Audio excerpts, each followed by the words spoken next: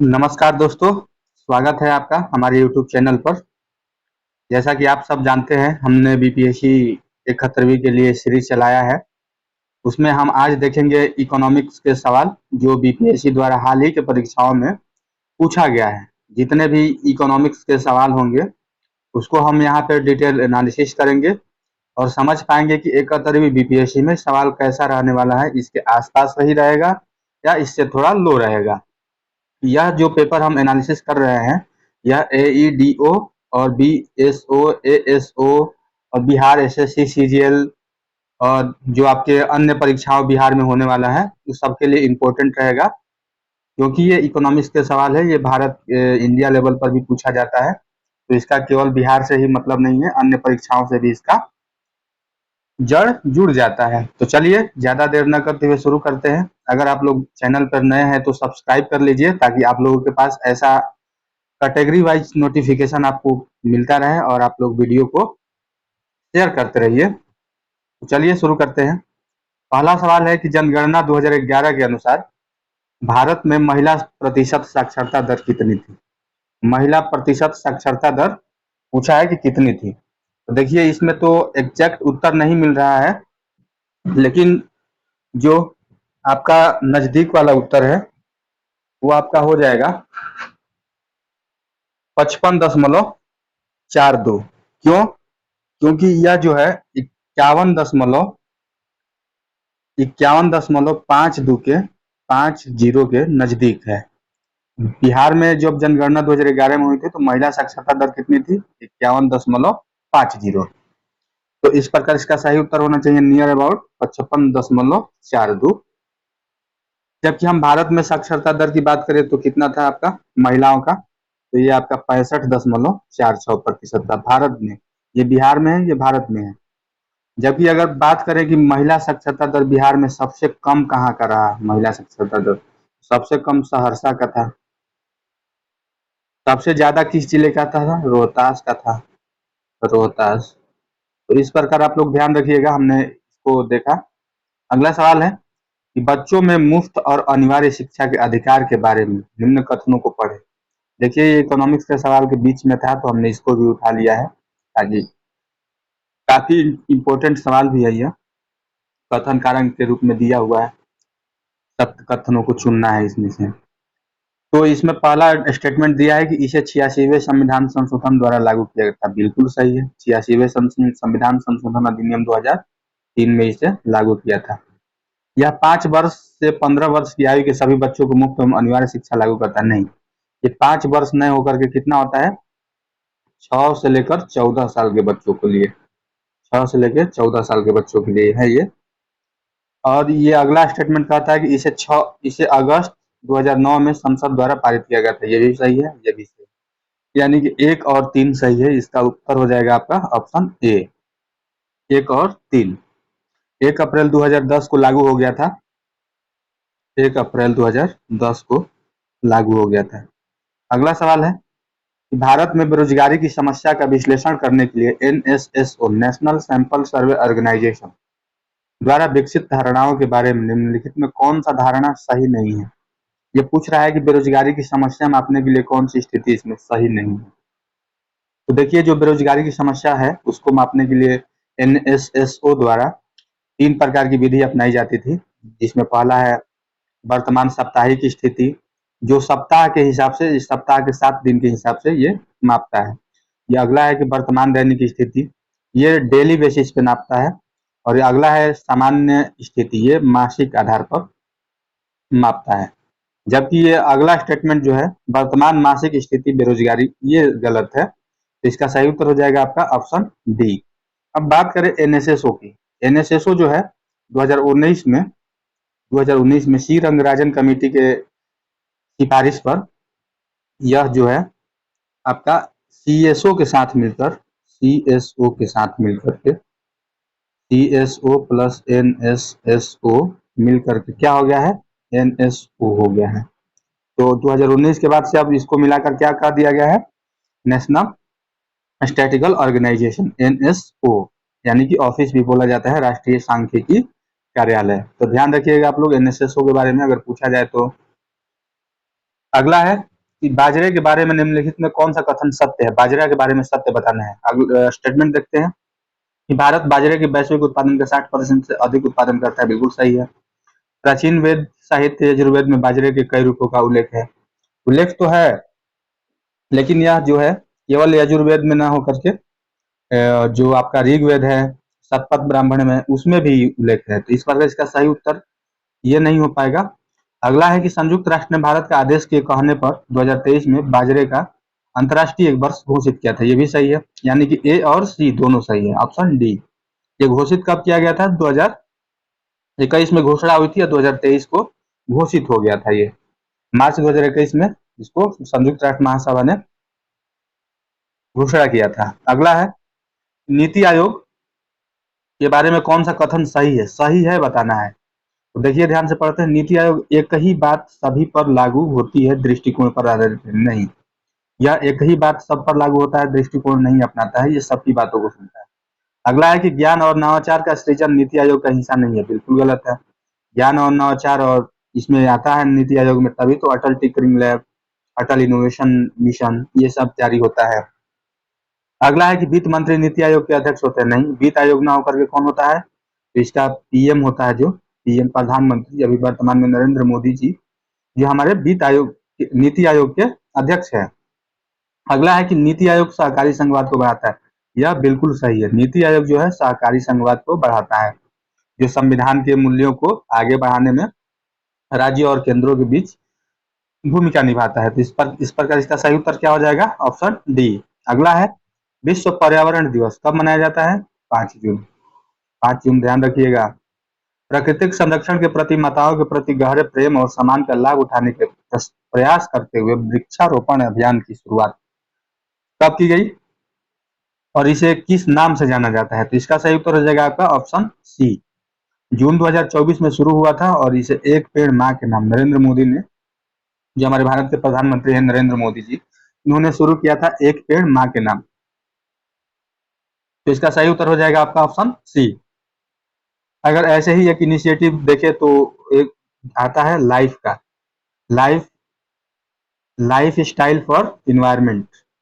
Life का भी जो बात कही थी नरेंद्र मोदी जी ने कही थी, लाइफ स्टाइल फॉर इन्वायरमेंट 2024-2021 के जो COP21 हुआ था उसमें ये बात कहा गया था। अगला है हाल ही में कौशल विकास एवं उद्यमिता मंत्रालय के साथ मिलकर महिलाओं के लिए एआई कैरियर मतलब आर्टिफिशियल इंटेलिजेंस कैरियर महिलाओं के लिए किसने शुरू किया है? इसका सही उत्तर हो जाएगा आपका माइक्रोसॉफ्ट ने ये शुरू किया है। ध्यान रखिएगा, करेंट अफेयर का सवाल है। अगला है कि विकसित भारत 2047 का अर्थ क्या है? तो विकसित भारत 2047 तक ने भारत में क्या लक्ष्य रखा है? तो विकसित भारत के रूप में ये बनने का लक्ष्य रखा है, अपना टारगेट रखा है, विकसित भारत 2047 तक। अगला सवाल देखते हैं। अगला सवाल है कथन और कारण के रूप में। इसमें देखते हैं कथन क्या दिया है। कथन दिया है कि प्रधानमंत्री किसान सम्मान निधि एक केंद्रीय क्षेत्र की योजना है। बिल्कुल सही है। इसका 100% वित्त पोषण भारत सरकार द्वारा किया जाता है। एकदम सही है। अगला कारण दिया है कि इस योजना के तहत सभी भूमिधारक किसान परिवारों को 3 समान किस्तों, यानी कि 4-4 महीने के 3 किस्त, 4-4 महीने की समान किस्तों में 6,000 रुपए की आय सहायता प्रदान की जाती है। बिल्कुल सही है, ये भी सही है। यानी कि 2-2 हजार करके 3 किस्तों में ये राशि वितरित की जाती है। तो इसका अर्थ है कि कथन भी सही है और कारण भी सही है तथा व्याख्या भी सही है। इसका सही उत्तर हो जाएगा ऑप्शन ए।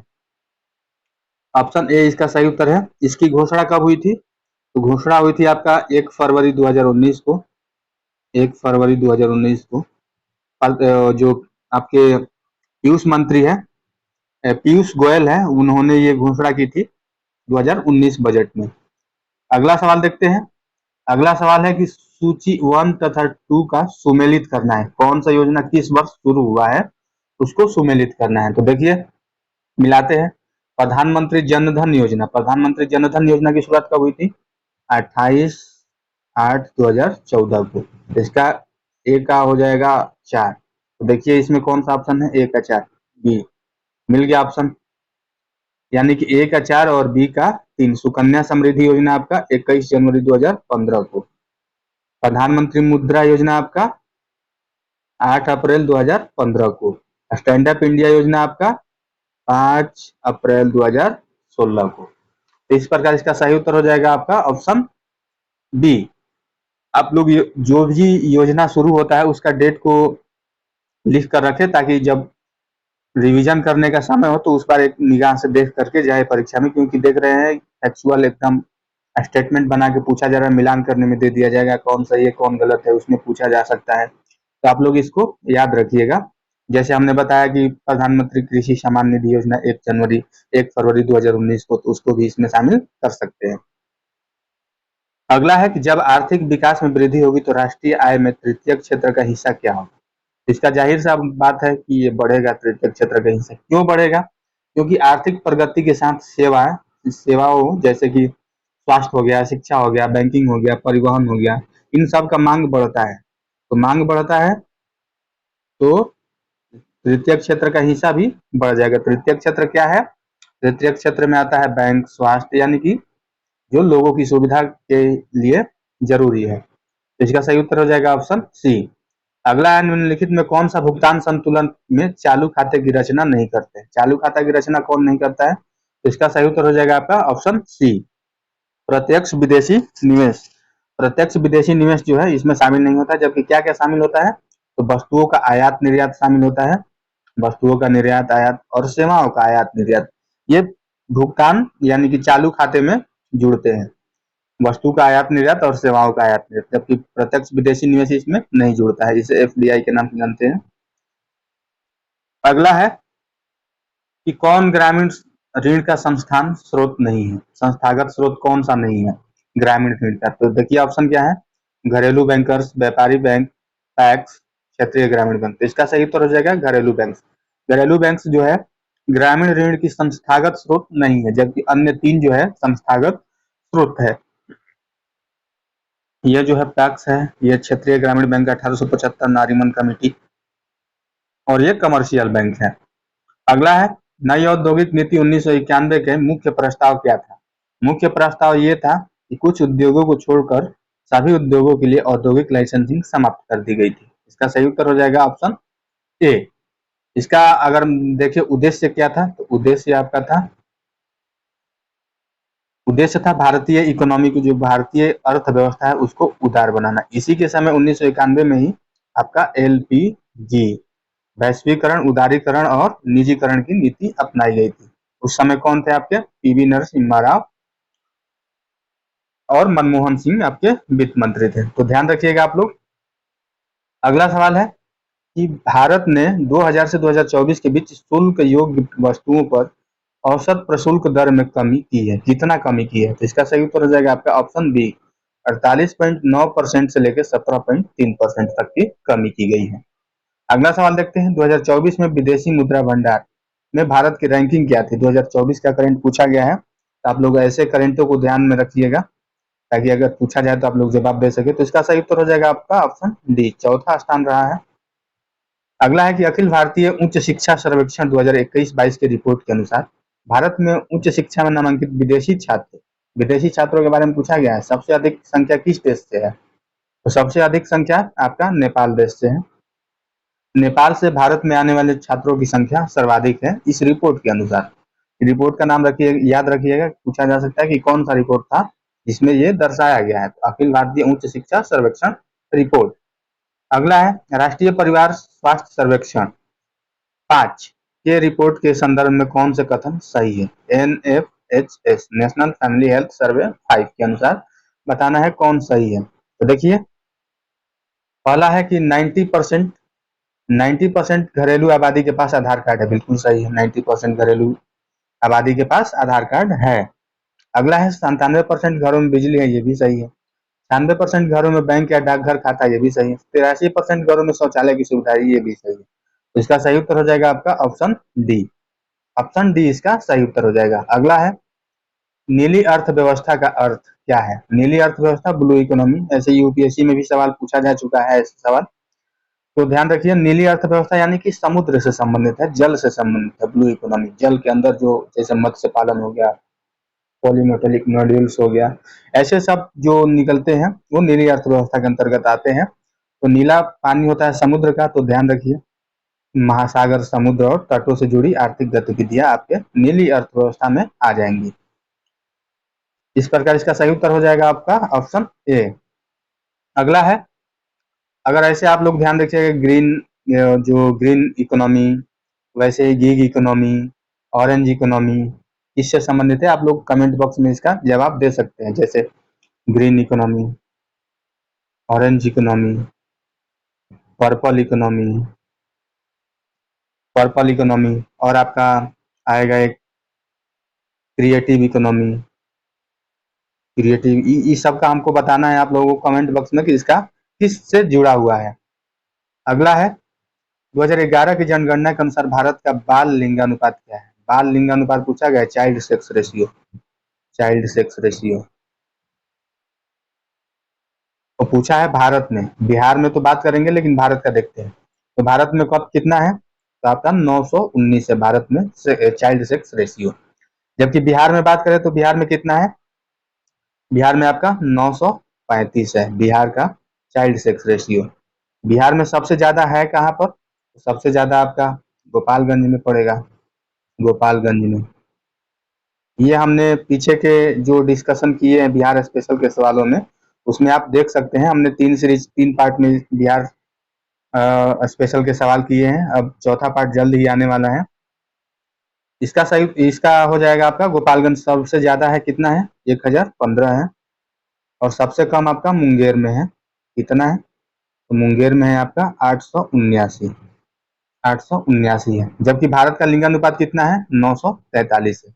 और बिहार का लिंगानुपात कितना है? 918 है। बिहार का लिंगानुपात 918 है। तो ध्यान रखिएगा, इसका सही उत्तर क्या हो जाएगा आपका? Option D. अगला सवाल देखते हैं। अगला सवाल है, भारत में बुनियादी ढांचे के विकास के लिए मुख्य रूप से जिम्मेदार क्षेत्र कौन सा है? भारत में बुनियादी क्षेत्र के विकास के लिए मुख्य रूप से जिम्मेदार क्षेत्र आपका लोक निर्माण हो जाएगा। लोक निर्माण के क्षेत्र बुनियादी ढांचे के विकास के लिए जिम्मेदार क्षेत्र है। अगला सवाल देखते हैं। अगला है कि भारत में स्मार्ट सिटी मिशन के मुख्य ध्येय क्या है? स्मार्ट सिटी मिशन जो 100 शहरों को स्मार्ट सिटी बनाने का लक्ष्य था, 31 मार्च 2025 तक को कंप्लीट, इस मिशन को पूरा किया गया है। तो इसका सही उत्तर हो जाएगा आपका ऑप्शन डी, स्मार्ट बुनियादी ढांचे और प्रौद्योगिकी का विकास। इसका सही उत्तर हो जाएगा आपका ऑप्शन बी। अगला है, अगला सवाल है, हरित अवसंरचना की अवधारणा किससे संबंधित है? हरित यानी कि ग्रीन इंफ्रास्ट्रक्चर की अवधारणा किससे संबंधित है? इसका सही उत्तर हो जाएगा आपका ऑप्शन सी, सतत शहरी विकास, सस्टेनेबल अर्बन डेवलपमेंट के ग्रीन इंफ्रास्ट्रक्चर की अवधारणा संबंधित है। देखिए, जो सतत विकास लक्ष्य है, सतत विकास लक्ष्य को प्राप्त करने का लक्ष्य रखा गया है 2030 तक। इसमें कितने गोल है? आपके कुल 17 गोल है। इसमें zero hunger, zero poverty, no poverty, education, बिजली, ये सब शांति वाला सब शामिल है इसमें सतत विकास लक्ष्य 2030 तक वाले में। तो ध्यान रखिएगा आप लोग, इसका सही उत्तर हो जाएगा आपका ऑप्शन सी।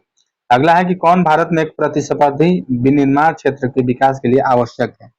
तो क्या विनिर्माण क्षेत्र प्रतिस्पर्धी विनिर्माण क्षेत्र के लिए आवश्यक है? तो इसका सही उत्तर हो जाएगा आपका डिजिटल अवसंरचना। देखिए, जो वर्तमान युग है वो डिजिटल आधारित हो गया है। तो अगर प्रतिस्पर्धा करना है विनिर्माण क्षेत्र में, तो हम लोगों को डिजिटल अवसंरचना जरूरी है स्थापित करना, क्योंकि जो मशीनों द्वारा उत्पादन है वो काफी तेजी से हो रहा है और आपके जो लेबर कॉस्ट है उसको भी कम कर दे रहा है, जिससे वस्तुएं जो होती है और शहरों में कम मूल्य पर बिकती है और सर्वाधिक उत्पादन भी होता है, जिससे लेबर की जो क्या बोलते हैं कि जो लाभांश होता है वो भी बढ़ता है। इसका सही उत्तर हो जाएगा आपका ऑप्शन बी। अगला है कि निम्न में कौन एल रूट सर्वर प्राप्त करने वाला देश का पहला राज्य बन गया है? तो वो देश का पहला राज्य कौन है? आपका राजस्थान है। एल सर्वर रूट के बारे में जानते हैं। एल सर्वर रूट है क्या? एल सर्वर रूट में कुल 13 सर्वर रूट है, उसमें से एक है एल सर्वर रूट, जो डोमेन नेम सिस्टम के लिए इंटरनेट का एक महत्वपूर्ण बुनियादी ढांचा है। क्या है? Domain, DNS, domain name system का इंटरनेट का एक महत्वपूर्ण बुनियादी ढांचा है, जो डोमेन नाम को आईपी पता में बदलता है। इन प्रोटोकॉल जो होता है आईपी एड्रेस में बदल देता है। अगला सवाल देखते हैं। अगला है कि किस देश के विकास में बुनियादी ढांचों की महत्वपूर्ण भूमिका होती है? किसी देश के विकास में बुनियादी ढांचों की महत्वपूर्ण भूमिका होती है। इसका सही उत्तर लगाना है असमानता को कम करना, नवाचार को बढ़ावा देकर सतत विकास का सृजन करना, ये भी सही है। असमानता इनइक्वालिटी को कम करना, वैश्विक प्रतिस्पर्धा को मजबूत करना, यानी कि इसका सही उत्तर हो जाएगा आपका ऑप्शन डी सही। उपयुक्त सभी असमानता में कमी करता है जब देश का विकास होता है, तो नवाचार को बढ़ाता है, वैश्विक प्रतिस्पर्धा को मजबूत करता है, ये भी सही है। तो इसका सही उत्तर आपका ऑप्शन डी। अगला है डेटा सेंटर मुख्य रूप से कार्य करता है, कौन सा काम करता है डेटा सेंटर? इसका सही उत्तर हो जाएगा डेटा भंडारण और प्रसंस्करण के लिए एक भौतिक सुविधा का काम करता है डेटा सेंटर। यहाँ से डेटा जो भंडारण होता है, स्टोरेज होता है और प्रसंस्करण जो होता है वो यहाँ पर होता है। अगला सवाल है कि निम्नलिखित युग्म पर विचार कीजिए, सीमा चिन्ह और प्रसिद्ध है, किसके लिए प्रसिद्ध है और उस पर टिक लगाना है, कौन कौन सही है। देखिए दिल्ली मेट्रो भारत की पहली चालक रहित मेट्रो उपयोग करने वाली होगी, तो ये सही है दिल्ली मेट्रो। पहली चालक रहित मेट्रो कहाँ चली? दिल्ली मेट्रो। अगला है बांद्रा बांद्रा वर्ली सी लिंक। बांद्रा और वर्ली सी लिंक भारत का सबसे लंबा समुद्री पुल है, नहीं। यह बांद्रा वर्ली सी लिंक न होकर के कौन सा है आपका? अटल सेतु। अटल सेतु होना चाहिए यहाँ पर। अटल सेतु कितना किलोमीटर है अटल सेतु? अटल सेतु है आपका 21.8 किलोमीटर, 21.8 किलोमीटर। और ये अगला है कि एकता की मूर्ति, एकता स्टैचू ऑफ यूनिटी किसके नाम से जानते हैं? सरदार वल्लभ भाई पटेल की मूर्ति है। ये दुनिया की सबसे ऊंची प्रतिमा है, ये बिल्कुल सही है। पहला और तीसरा सही है, यानी कि दो युग्म सही है। एकता की मूर्ति जो है स्टैचू ऑफ यूनिटी, इसका जो ऊंचाई है 182 मीटर है, 182 मीटर, यानी कि 597 फीट, 597 फीट। ध्यान रखिएगा आप लोग। इसमें एक ऐसे सिंगल ऑप्शन का भी क्वेश्चन बनाया जा सकता है कि एकता की मूर्ति की लंबाई कितनी है या ये दुनिया की ऊंची प्रतिमा है कि नहीं, तो ध्यान रखिए आप लोग। अगला है कि नीति आयोग के संदर्भ में निम्न कथनों पर ध्यान दीजिए। नीति आयोग के संदर्भ में निम्न कथन पर ध्यान देना है। तो पहला दिया है कि नीति आयोग 1 जनवरी 2018 में स्थापित हुआ, बिल्कुल गलत है। जनवरी 2018 में न होकर के क्या होना चाहिए यहाँ पर? 2015 में होना चाहिए। तो इस प्रकार अगर ऑप्शन पर हम लोग ध्यान दें, ऑप्शन पर ध्यान देंगे तो देखेंगे कि जो पहला ऑप्शन है वो गलत है। तो पहला ऑप्शन किस किस में है? तो ऑप्शन ए में है, ऑप्शन सी में है, ऑप्शन डी में है। ये तो तीनों ऑप्शन कट गया, बाकी जो शेष बचा वो सही है। तो आप लोग ऑप्शन को एलिमिनेट करके भी उत्तर निकाल सकते हैं। बाकी तीन एकदम डेफिनेटली सही है। योजना आयोग का प्रतिष्ठापन हुआ था, बिल्कुल सही है। इसका पूरा नाम नेशनल जो राष्ट्रीय भारत परिवर्तन संस्थान है, यानी कि NITI का फुल फॉर्म देखेंगे तो national institution for transforming India है। नीति आयोग का प्रथम अध्यक्ष भारत का प्रधानमंत्री ही होता है, तो ये भी सही है। जो प्रथम अध्यक्ष है भारत के प्रधानमंत्री नरेंद्र मोदी जी है। इसका सही उत्तर हो जाएगा आपका 2, 3 और 4। अगला है कौन सी नीति आयोग का कार्य है? नीति आयोग का कार्य कौन कौन है? तो देखिए पहला दिया है कि ग्राम स्तर पर विश्वसनीय योजनाएं तैयार करना, बिल्कुल सही है। अगला है कि कार्यक्रमों और पहलों के कार्यान्वयन के लिए प्रौद्योगिकी उन्नयन और क्षमता निर्माण पर ध्यान केंद्रित करना, बिल्कुल सही है। राष्ट्रीय और अंतर्राष्ट्रीय प्रबुद्ध मेडल के साथ साझेदारी करना, ये भी सही है। इसका सही उत्तर हो जाएगा आपका ऑप्शन डी, यानी कि उपर्युक्त सभी, तीनों सही है। नीति आयोग के कार्यों में तीनों सही है। अगला सवाल है कि योजना अवधि के मध्य निम्नलिखित बिंदु लक्ष्यों पर विचार कीजिए। पूछा है कि सही कालक्रम के अनुसार सजाना है।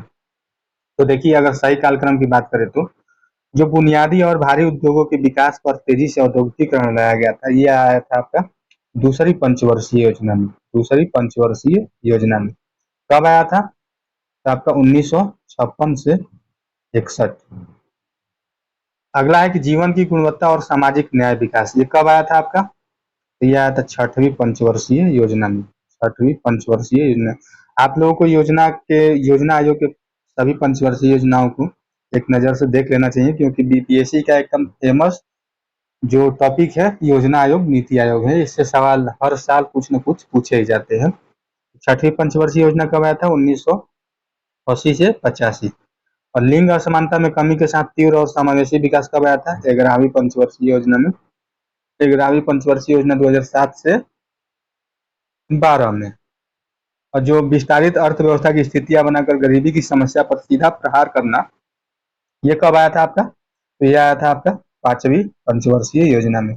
इसमें ही गरीबी हटाओ का नारा दिया गया था, FYP 5वीं पंचवर्षीय योजना। तो अगर हम लोग इसको क्रम से देखें तो पहले आएगा आपका ऑप्शन ए, यानी कि एक एक चार 1 4 2 और 3, 1 4 2 और 3, इसका सही उत्तर हो जाएगा आपका ऑप्शन ए। अगला है निम्नलिखित में कौन एक 12वीं पंचवर्षीय योजना का लक्ष्य नहीं था। देख रहे हैं कितना सवाल नीति आयोग और योजना आयोग से पूछा जा रहा है, तो आप लोग एकदम बढ़िया से रिवीजन करके और ज्यादा से ज्यादा सवालों को देख करके जाइएगा, ताकि इससे जो सवाल है वो आप लोगों से छूटे नहीं। कौन सा लक्ष्य नहीं था, तो इसका लक्ष्य नहीं था आपका 2015 तक शून्य राजकोषीय घाटा, ये इसका सही उत्तर हो जाएगा आपका ऑप्शन ए। बाकी जो संपोषणीय विकास था, तेजी से विकास था, समावेशी विकास था, ये 12वीं पंचवर्षीय योजना का लक्ष्य था। अगला है 10वीं पंचवर्षीय योजना का लक्ष्य वृद्धि दर क्या था। टारगेट पूछा गया, टारगेट क्या था इसका, तो 7.6% था, यानी कि लगभग के रूप में देखें तो इसका सही उत्तर हो जाएगा 8%। ये कब शुरू हुआ था, तो 2002 से 7 में, 10वीं पंचवर्षीय योजना 2002 से 7 में शुरू हुई थी। अगला है कि नीति आयोग के संदर्भ में निम्नलिखित कथनों पर विचार कीजिए। पहला कथन है कि नीति आयोग के 7 स्तंभ उल्लेख है, उद्देश्य है, बिल्कुल सही है। इसके 3 विशेष विंग है, ये भी सही है। इसका सही उत्तर हो जाएगा आपका ऑप्शन सी, 1 और 2 दोनों। अगर हम बात करें कि 7 स्तंभ उद्देश्य कौन है, तो 7 स्तंभ उद्देश्य आपका जनहितैषी हो जाएगा। जनहितैषी, सक्रियता, भागीदारी, सशक्तिकरण, समावेशी, समानता, पारदर्शिता, ये 7 स्तंभ है। जबकि 3 विशेष विंग की बात करें तो विशेष विंग में कंसल्टेंसी विंग आ जाएगा, कंसल्टेंसी विंग, अनुसंधान विंग, अनुसंधान विंग, और एक कौन सा विंग आ जाएगा आपका, टीम इंडिया। ये 3 विंग है और 7 स्तंभ है, तो इसका सही उत्तर हो जाएगा आपका ऑप्शन सी। अगला है नीति आयोग ने योजना आयोग को प्रतिष्ठापित किया, बिल्कुल सही है, 1 जनवरी 2015 को, 1 जनवरी 2015 को स्थापित किया था योजना आयोग को। अगला है कि कारण दिया है, यह बदलाव एक वैश्विक दुनिया में आर्थिक नियोजन के लिए एक अधिक गतिशील और अपनाने योग्य दृष्टिकोण की ओर कदम दर्शाता है, ये भी सही है, कारण भी सही है। इसका सही उत्तर हो जाएगा ऑप्शन ए।